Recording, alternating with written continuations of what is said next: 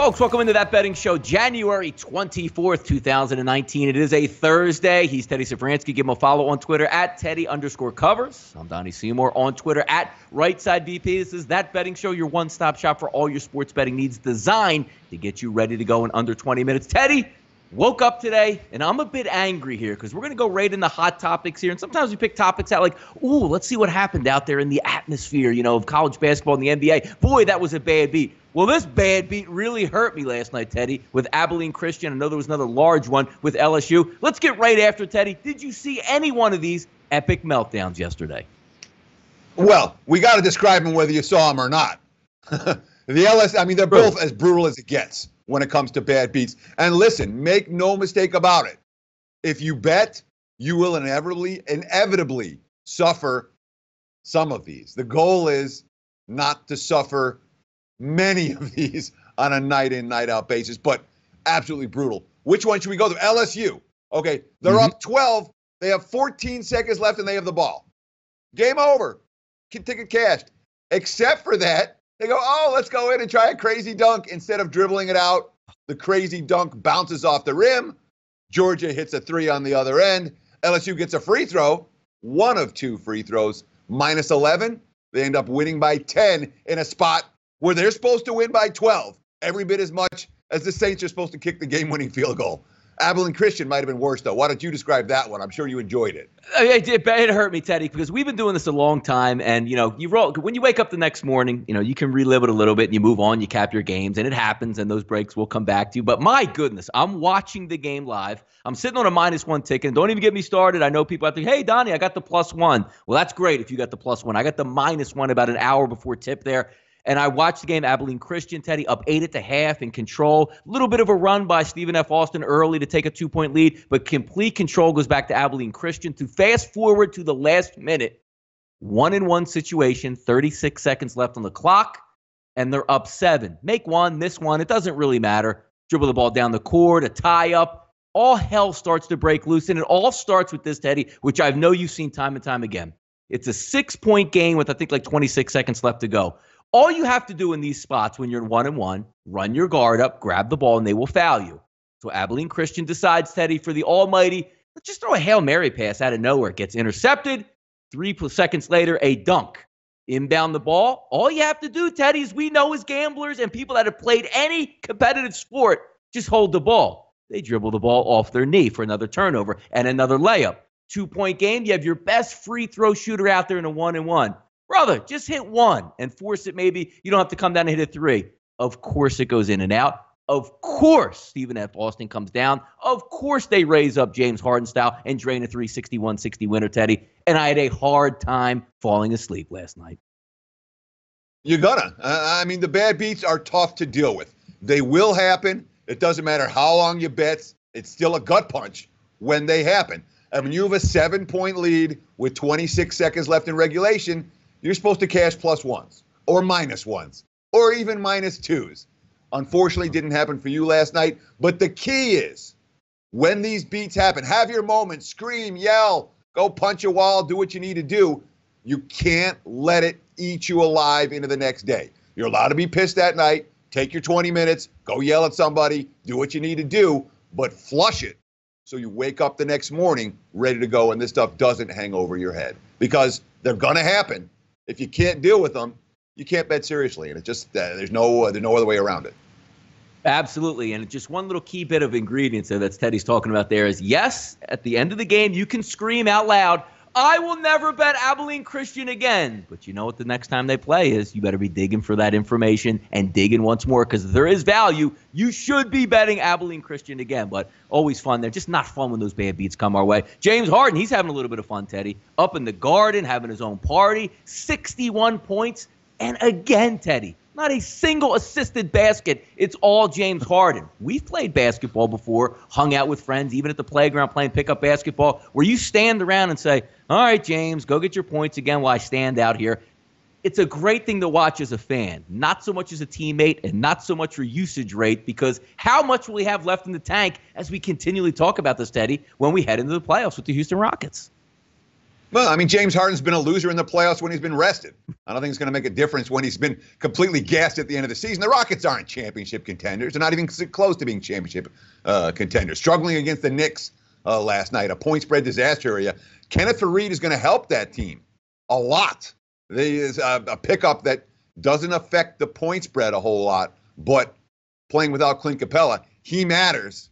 Of course, James Harden matters a little bit too. It was funny. I was doing a radio show yesterday here in Las Vegas, and there was the discussion was, will Harden hit 60 this season? They're like, no, Harden will never hit 60. It's not too much usage. They're not going to use him that way. And of course, last night he goes for 61, his career high. But again, assisted on 0 of those baskets. It's all one-on-one basketball. The Rockets, they're not a team I'm looking to bet on. I'll just put it that way. Not tonight, not last night, and not moving forward. There are issues in Houston, despite the strong level of play from their superstar. I believe Harden got to the line 25 times last night, which I know everybody watches, and that little head flip back, and if he touches beard, it's a foul. We'll see how it goes forward, but it's amazing to watch how many times that he's hit 30 points. We'll see when that string continues or if it ends anytime soon here. Big injury, Teddy, in the Eastern Conference in the NBA last night. Victor Oladipo goes down, averaging 19, 5, and 5. Pacers currently sitting in the 3rd spot. I haven't had final confirmation yet, but if you're reading the tea leaves or what's coming out from beat writers, from ESPN or whatever outlet that you're watching, looks like a pretty serious injury to Oladipo. Not to say the Indiana Pacers were even going to win, the NBA title, but maybe a player in the Eastern Conference. But that certainly takes a hit both during the season and also betting-wise and value, Teddy. Yeah, I mean, Indiana's been a nice little moneymaker for their supporters throughout the first half, and they may continue to be. When an injury like this strikes, the betting markets tend to overreact before they underreact. Just look at the Wizards without John Wall. Again, what are they, 8-3 the numbers since Wall got hurt, just like they did last year. The betting markets, when a team's best player gets hurt, they crash. And that will happen with Indiana. I'm interested to see how hard the Pacers crash in the markets when we start to look at tomorrow's point spreads. But look, let's be realistic. Indiana, they're the 5th best team in the East with a healthy Oladipo. The Sixers, the Celtics, and of course, the Bucks and Raptors, all better than Indiana with a healthy Oladipo. In terms of future odds, doesn't make any difference. Pacers were not winning 3 series in the East come April and May. But from a point spread perspective, let's see where the Pacers are priced right now. There may actually be value on Indiana in the games to come. No doubt about it, Teddy. Overnight line movers. We'll take a look at just a few moments. If you're just tuning into that betting show here on January 24, 2019, if you haven't done so yet, give us a follow on Twitter at SBR Sports Picks on Twitter. And also, if you're watching right now, obviously through YouTube, hit that subscribe button. Each and every time Teddy and I go live on that betting show, you get the notification to pop in and watch. And this segment that we go over for line movers, if you haven't used SBRodds.com, please do so. Get those up-to-date live movements as they happen. Big game in the OVC tonight, Teddy. Most people say, OVC? What is that? Some, rec league or Division III? No, playing pretty good basketball there. Murray State opens up as a -6-point favorite. Dipped to about 4.5 earlier this morning, but now seeing some 5s and 5.5s come back. Belmont's going to take on Murray State over under 159. Moneyline split of -200 plus 170. A lot of the times, Teddy, you have these, big TV games. They don't get a ton of line movement, but some of these smaller conferences here, if you can jump in and have an edge, you can steal a line or two. And it looks like this line's moving. Good basketball game. If you haven't seen these two teams play, one of the 2 best in the conference. Should be a lot of fun. And they got a real good player, Teddy, on one side of the court for Murray State. Sure. OVC, yeah, you know me. If we're going to do an old school rap. 1992, baby. But exactly. But look, this Murray State team, I'm surprised that the money came as heavily as it did on Belmont. There was a clear overnight sharp move towards Belmont. We have seen some buyback on Murray State already this morning. The 6s bet down to 4.5. Now we're seeing mostly 5 and 5.5s out there. And of course, you talk about the one guy you got to watch in this game. That's Ja Morant. He will be an NBA lottery pick. He's been a stud for the Racers this season, last season, but an absolute difference maker. Played all 40 minutes last game, scored 40 points for Murray State. But you talk about the added board, you talk about the OVC. We're betting these games when we have good info. We're betting these games when we have strong takes. These are not, well, I kind of think this team's better than the other teams type of wagers, in my opinion. You talk about the added board, you're dealing almost exclusively with sharp money and wise guy wagers, which means you got a good read on these teams, the wise guys are betting stats. If you're familiar with the teams, you have a good chance to cash betting added board or extra games, even though they are almost exclusively wise guy wagers. A-10 battle, Teddy, between Memphis and Temple. Now, we do have a little bit of line movement in this game. Offshore's open at 3.5, 4, depending where you're shopping at. Now currently sitting at 5s across the board. Just when I think my hometown Temple Owls have get some mojo and start moving on, they do things like losing to the University of Pennsylvania at home. Not Penn State, people. They lost to the University of Penn, who's a good Ivy League program, but at home, you have to take care of your business. Playing a pretty good Memphis team coming in here tonight. If we take a look at some splits here, Temple -5, total of 158. Moneyline split of +180, -215. Memphis coming in. Look, when you're just looking at the overall stats, they match up pretty well with Temple, Teddy. But then again, when you go on the road, sometimes it is a tough task. Yeah, and certainly when you talk about Temple losing at home to Penn, I mean, the Big 5 series in Philadelphia, which is one of the best rivalries in basketball. In college basketball, certainly, when these teams face off against one another, taking the points historically has been the way to go in those contests. Not surprised that Temple lost that game to Penn, but this is a strong bounce-back situation. They're certainly facing a Memphis team. You look at the stats, you're right. They're very comparable, except for one thing, strength of schedule. Temple's played a brutal schedule. Memphis has not. Penny Hardaway squad, they have one win all year on the road. Now, they are 9-2 straight up their last 11, and the two losses, Houston and Tennessee. No shame in either of those particular opponents, but the strength of schedule disparity that's very real between these two teams doesn't make me interested in the underdog in this one. It's favored or pass for this better.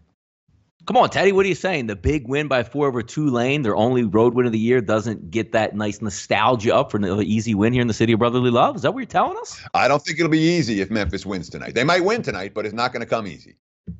Should be an interesting one. Super Bowl 53 always on the horizon, getting closer by the day. It is Thursday. It's not this Sunday. It's going to be next Sunday. But there are some interesting line moves that we always want to keep up with. Not a lot to do, Teddy, yesterday with the actual side of the game being -2.5. Looks like that's pretty much across the board here. But a little bit of a line move there to the total of 57, 57.5, 58s were showing up in the past days. So coming down a little bit. When we're looking at the total, Teddy, do you take any? Obviously, it's going to be in a dome. There's not going to be any weather conditions. But you're looking at one of the single best preparatory coaches out there being Bill Belichick saying, you know what, high-flying offense for the Rams. Let's see how we can, get those intricacies and see what they like to do to bring it down. Still, 57 is enormously high. I know we watched last year, Teddy, right? Philadelphia Eagles, New England Patriots. Hey, they shot it out. Why can't the Rams? Looking at this number here, I'm always just like an old school mentality saying I see 57, I see a championship game. Maybe they play it closer to the vest. How you feeling on this game, especially with the line move coming a little bit lower here to 57 now?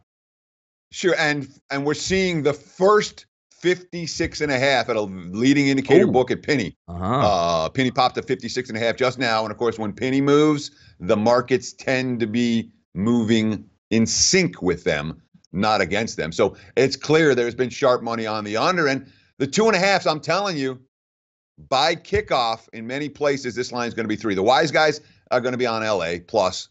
The public is going to be on New England minus, and for this one particular game, the only game of the year where the public legitimately influences the point spread in a real way, there's so much public money. I wouldn't be shocked at all to see this get to 3. So if you like the Patriots, it's not like you got to run right now, but I'd bet this one earlier rather than later. By next weekend, when we're starting to talk about this game, while you're flying down to Costa Rica, Donnie, this line probably are going to be sitting in that 3 in many key locations, both here in Las Vegas and around the globe. It should be a lot of fun. Watch what you bet here, Teddy. We're always talking about some Big Ten action, it seems like. Well, why not? Michigan State right now, if you are betting Michigan State in big spots, especially on the road, you're winning that money, Teddy. 5-1, it looks like straight up and against the spread on the road. Haven't lost a game since a November road trip, Teddy, to Louisville. So winning is what Michigan State currently is about. As a Michigan fan, Teddy, I don't know if you like that too much, but when you're looking at Iowa here, say, hey, Teddy, here we go again. Boy, Iowa's really good at home. 11-1, that's impressive. Not so fast on this because not that great against the spread here, Teddy. I'm not a Michigan. I was a Michigan fan. I was a Michigan fan until they took the banners from the Fab Five down voluntarily, and that was the day I was no longer a Michigan fan. So, yeah, I'm an alumni. I'm no fan. I could give a crap. In fact, I was happy to bet against them when they play for a national title. So that's the ultimate test. When they play for the title, are you betting on them automatically? You're betting against them. No problems fading the Wolverines in those situations. For Michigan, no, and again, when you talk about the enemies, for Michigan, Ohio State's the enemy. Michigan State's your frenemy. You know what I mean? It's a little bit of a different feel to that rivalry. All that being said, Sparty's hot. Sparty's a one-way team right now. I will not be stepping in front of Tom Izzo's squad. They are rolling. They haven't lost since November on the highway, 5-1 straight up and against the spread. Iowa's been a little moneymaker for me in recent weeks because they've been beating the dregs of the Big Ten. Nebraska's not the dregs, but Northwestern, Ohio State, Penn State, Illinois, 5 straight wins for the Hawkeyes. None of them against competition like what they'll face here. I like this Iowa team. I like them a lot, but I will not step in front of Tom Izzo's squad right now. That is a team that is on a roll. They're getting it done at both ends. They have NBA talent, and they are bet on or pass for me until proven otherwise. NC State here, Teddy, battle two top 25 programs in the ACC. Going to tee it up tonight. NC State versus Louisville at the Yum Center. Louisville favored by 6 total of 155.5. Money line split of plus 205, minus 245. It's going to be an 8 o'clock tip on the ACC network. Taking a look at these two teams, Teddy, because, we like to say if it's going to be a TV game, it's going to be a top 25 game, we'll talk about it. But two pretty evenly matched teams when you set it up. NC State 2-2 straight up, 3-1 against the spread on the road. And this will be NC State's 3rd straight road game after taking on Pitt and Notre Dame. I know we like to look at this in the NFL as more say, hey, you know what? At the Giants, at the Eagles. Now you go at the Redskins. That's going to be a tough turnaround. But this one here, Louisville coming in at 10-1 straight up at home, but not covering a ton there, under 50% at 4-5-2. Two evenly matched squads here. ACC tilt. Any advantages here for you, Teddy? Well, the betting markets are certainly agreeing with your assessment that these are two evenly matched squads. The 6s are gone, the 5.5s are gone. Most of the 5s are gone right now as we record, and we're looking at a number of 4.5 for Louisville at home against the Wolfpack. And we talked about this a little bit in the last game too. Iowa with their great straight-up record at home, but they're not covering numbers. Just 5-7 ATS compared to 11-1 straight up. Louisville 10-1 straight up. They've only covered 4 point spreads in those 11 ball games. They've been something of an overvalued commodity.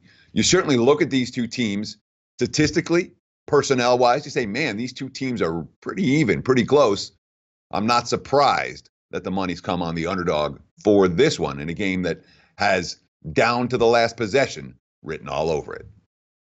Yeah, only lost there at home at the Yum Center, Teddy, on December 29th to Kentucky, 71-58. So we'll see what pertains here. Let's head to the association quickly. Timberwolves head to the City of Angels to battle the Los Angeles Lakers. The weakened Los Angeles Lakers. No Lonzo Ball, no LeBron James. I always like the tweets, Teddy, that they've been coming out where LeBron James gets hurt, gets the MRI around Christmas, says, oh, man.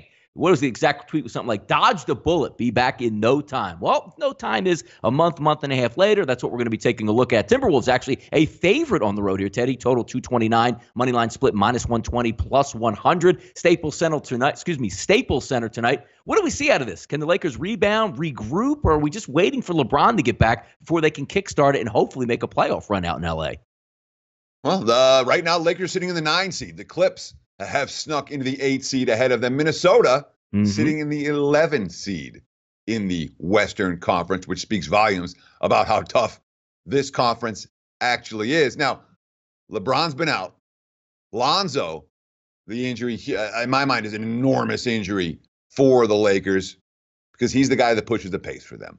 They will, shouldn't say they will, they are expected to have Mr. Rondo, Rajon Rondo, back on the floor tonight. And Rondo, a completely different style of point guard than Lonzo Ball.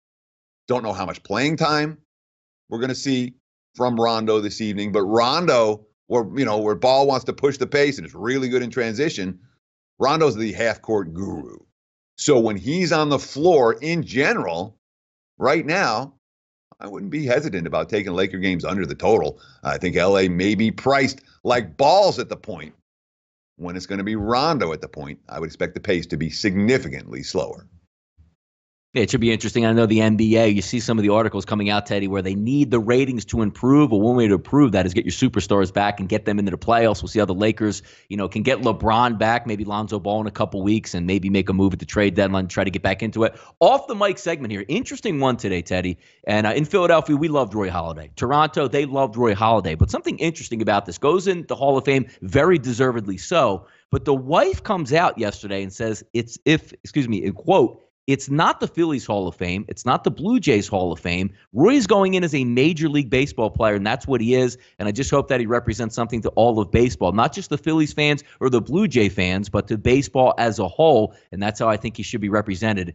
I actually, when it came out, he should be going in as I say this as a Phillies fan, he should be going in as a Toronto Blue Jay. It's where he made his bones, played there long enough. I didn't think there was any ill will, but kind of interesting that I guess he might have relayed to his wife before he passed away, or just his sentiments over the years after he retired, that maybe he didn't want to hurt either one of the fan bases. But I just thought it was real interesting, Teddy, when that came out, where he's not going in with a hat, but just as a baseball player. It's kind of interesting. Yeah, I mean, again, it's the wife's call to make because I don't mean to laugh about it. He passed in a stunt flying incident, we'll call it. Unceremonious. Whatever you want. Yes, yeah. Yeah, exactly. So the wife gets to make the call. The wife's call? All right. He's going in as not a Philly or a Blue Jay. What do you say to that? Okay. And when we think back to Roy Halladay, we think of him as a Blue Jay and a Philly. It's not like he's associated with only one of those two uniforms. He's well associated with both. Wife didn't want to make the call? Okay. I don't care. Can I bet on it?